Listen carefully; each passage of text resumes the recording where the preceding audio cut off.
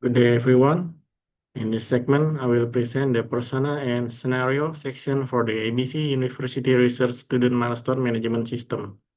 Our focus is on three main user group, the PhD student, the PhD supervisor, and the graduate research service team.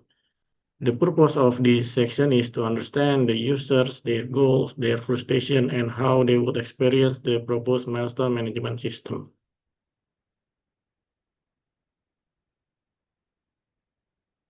This slide explains what this segment must demonstrate. For this task, we need to provide three personas and their corresponding scenarios. The required personas are the PhD student, the PhD supervisors, and the graduate service team. The evidence basis is also important. The PhD student persona is based on the student interview. The PhD supervisor persona is based on the supervisor interview.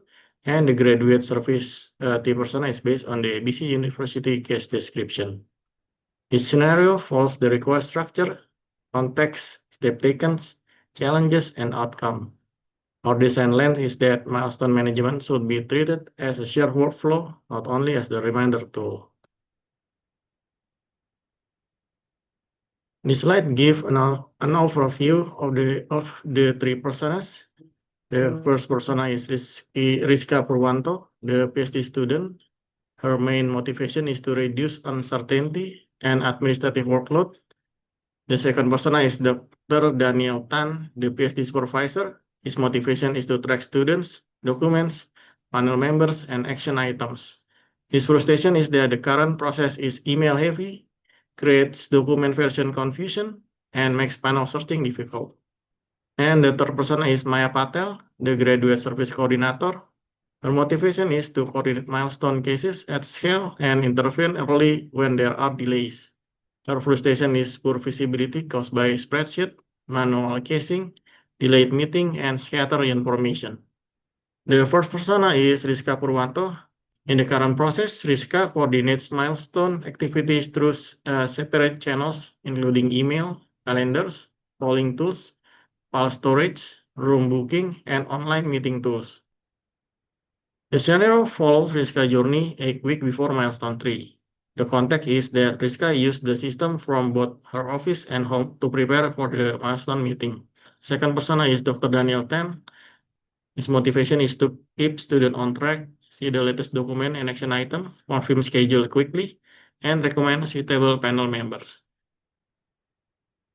The scenario follows Dr. Tan 1 month before Rizka milestone 3 meeting. The context is that Dr. Tan preparing from his office and used supervisor dashboard. First, he opened the milestone case. Second, he reviewed the three proposed meeting schedules and confirmed which option he can attend. Third, he reviewed the upload version and slides, making sure he is looking at the latest version. Fourth, he recommended eligible academics based on research expertise. Finally, after the meeting, he reads the feedback and discussed action item with Rizka. The key point is that the supervisor does not run the whole process. His role is mainly to confirm availability, review documents, recommend panel members, and support student follow-up. And the third persona is Maya Patel, a graduate research service coordinator. The team is responsible for coordinating milestone meeting across many PhD students. Currently, they use email and spreadsheet to track student data, supervisor, panel members, schedules, logistics, and outcomes. This scenario follows Maya 5 weeks before a milestone date.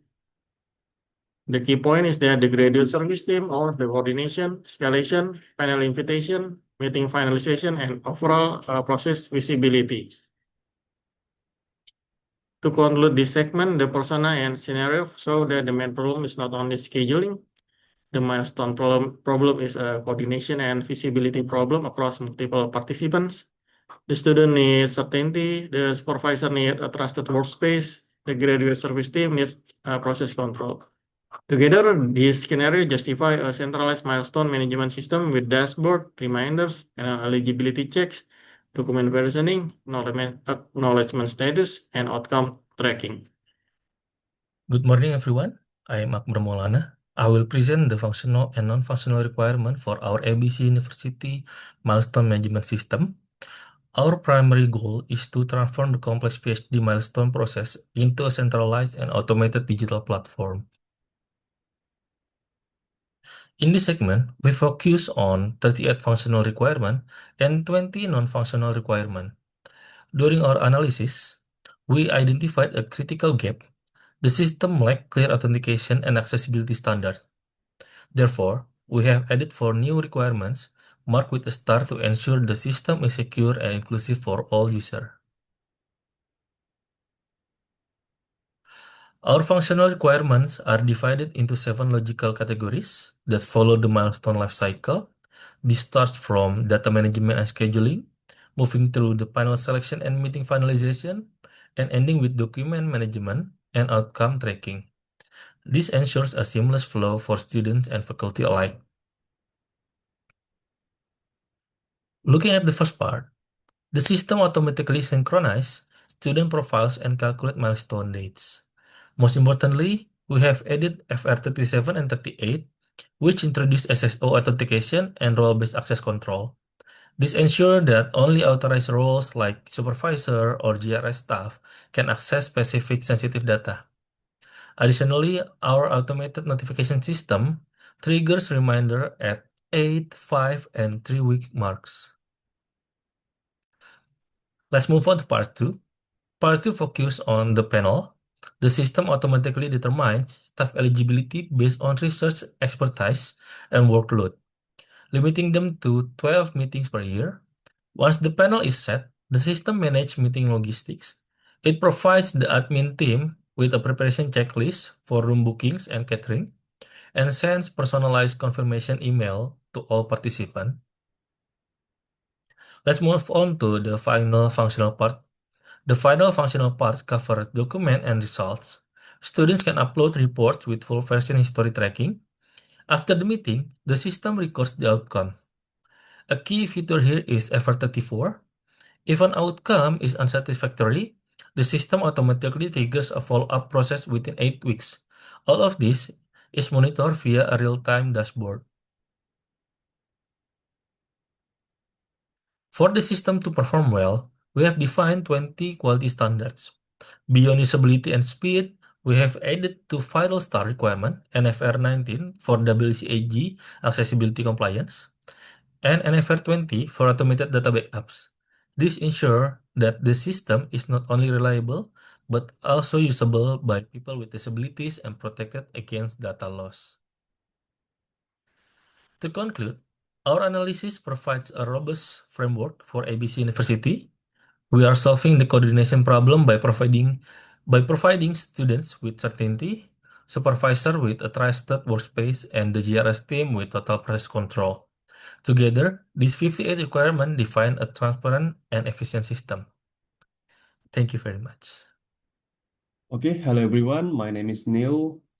In this part, I present our C-level use case diagram for the ABC University Research Student Milestone Management System. The use case diagram focuses on major user goals rather than technical details. The purpose is to show how the main stakeholder interact with the system to complete milestone management activities end-to-end. We scope this diagram to 3 primary actors from our assignment roles and evidence. The first is a PhD student, the second is a PhD supervisor, and the third, graduate research service team. Okay, for the PhD student, key goals are to view milestone, schedule, and deadlines, propose meeting schedule, upload milestone documents, view feedback and outcomes, and track action items. This directly match our interview findings, where students reported fragmented tools, uncertainty, and deadline stress. For the PhD supervisor, key goals are confirming availability, reviewing milestone documents, recommending panel members, and tracking post-meeting action. This reflects the supervisor scenario where they need one trusted place to monitor progress across multiple students. And for the graduate research service team, the main goal are viewing the milestone dashboard, managing panel selection, finalizing meetings, managing logistics, receiving reminders, recording outcomes, and arranging follow-up meetings. This align with the case description that the current process is manual, delayed, and hard to track at scale. Now on the relationship logic, we use include, where a sub-function is mandatory. For example, proposing schedule and confirming availability include a viewing milestone schedule and deadlines. Also, finalizing milestone meeting includes panel selection and meeting logistic, because these are required to complete finalization. We use extend only for conditional flows, or arranging a follow-up meeting extends recording feedback and outcome when the result is unsatisfactory. So the follow-up process is optional and only trigger in that condition. In terms of assignment alignment, this diagram traces clearly to our personas, scenarios, and functional requirement, especially the scheduling workflow, panel coordination, document handling, reminder support, and outcome management. So this is a three-actor C-level diagram. So panel and admin interaction are represented under graduate research service team in this version. Overall, this diagram gives a clear and accurate system-level view how milestone management should work.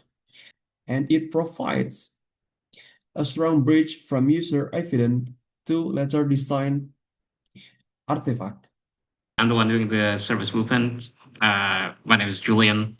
I've went ahead and listed it down according to the specifications of the blueprint. This is the timeline, more or less, the meeting post-meeting. Here's the physical evidence. The evidence will just be the dashboard that users will see, and email notifications and alerts and reminders within the systems themselves corresponding to these events directly. For the journeys, the user journeys, they include the student journey and the staff journey here, which I've went ahead and lumped in together as both as users. The staff include both the supervisors and the panel members.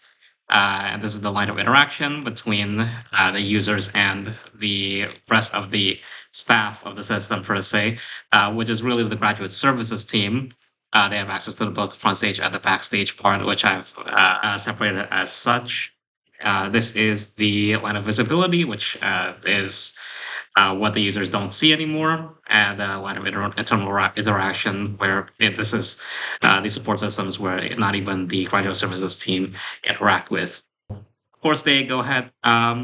Users can go ahead and log in immediately and have access to the database, not the user data, but mostly the milestone schedules and histories, as well as the as well as the list of possible panel members for their scheduling selection.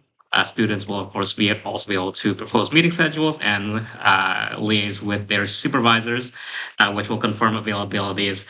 And this will be a back and forth between the supervisors, for the schedules and confirming availabilities. And then afterwards, once you select the panel members, the panel members will also confirm their attendance. In the event that anything happens, then the graduate services team will also be able to manually assign panel members on their own. This is where the user data comes in, so they can select the appropriate staff to be assigned as a panel member. Once everything has checked out, then the graduate services team will finalize the schedule, in which case it will send an email to the admin team, and they will begin the technical preparations of the meeting themselves, catering. In the meantime, if any of the users, students, or staff have missed something, then the scheduling monitor system will go ahead and set an automatic alert to their emails. But if it happens too often, then it will contact the graduate services team and they will initiate direct contact off system. But if everything has checked out, everything is all right, then the schedule corresponder will, well, send reminders to both students and staff of the upcoming meetings periodically up to in the upcoming weeks leading towards that meeting. 1 week before the meeting, the student will be able to submit documents. There will be a document handling system. Staff, the panel members will be able to provide feedback and evaluation, whether or not the student has passed, if it's satisfactory or not. And then the student will be able to see it, receive it, and then will also be able to view it in the history. Okay. And of course, if the student has failed their work unsatisfactory, then we just loop back around to the beginning again. And that is it. Oh, and of course, the database here is kept up to date by the Faculty of IT database.